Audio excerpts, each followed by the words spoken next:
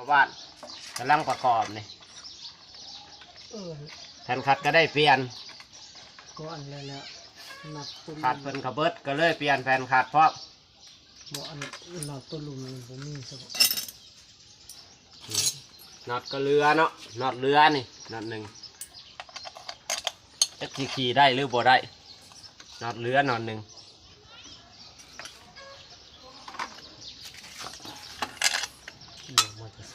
นี่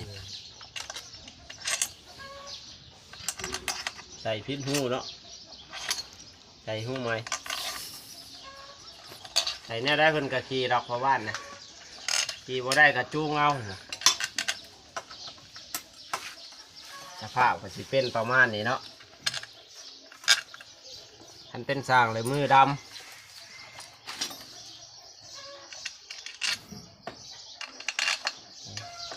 เดี๋ยวจังหน่อยจังมาลองว่ามันสิติดได้บ่หรือบ่ได้